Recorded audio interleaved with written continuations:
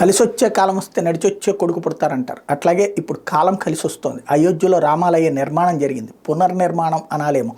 ఎందుకంటే శతాబ్దాల క్రితం ధ్వంసం చేయబడి అక్కడ మసీదు కట్టబడినటువంటి ప్రదేశంలో మళ్ళీ అయోధ్యలో రామాలయ పునర్నిర్మాణం జరిగిందనుకోవాలా. అది ఒక ఆస్పెక్ట్. మరొక వైపున పలు చోట్ల అనేక రకాలైనటువంటి సంకేతాలు కనబడుతున్నాయి. అందులో కర్ణాటకలో తాజాగా చూస్తే రాయచూరులోని వంతెన నిర్మాణం టైంలో కృష్ణానదిలో 2 విష్ణు శివలింగ విగ్రహాలు కనుగొనబడ్డాయి.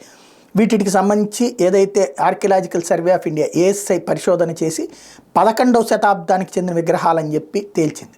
ఆ రోజుల్లో ఈ ముస్లిం రాజులు ఈ దేశం మీద దండయాత్ర చేసినప్పుడు కొంతమంది అర్చకులు ఏం చేసేవాళ్ళంటే ఇక్కడ విగ్రహాలని ధ్వంసం చేసి తద్వారా హిందువుల మీద సాంస్కృతిక ఆధిపత్యం చలాయించడానికి చూస్తున్నారు కాబట్టి ఆ విగ్రహాలను అపవిత్రం చేసే ప్రక్రియకు పాల్పడుతున్నారు కాబట్టి ఆ విగ్రహాలను తీసుకెళ్లి దాచేసినటువంటి పరిస్థితి ఉంది.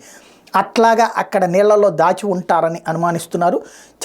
చరిత్రకారుడు పద్మజా దేశాయ్ ఈ విషయం మీద పరిశోధన పూర్తి స్థాయిలో చేస్తానంటున్నారు.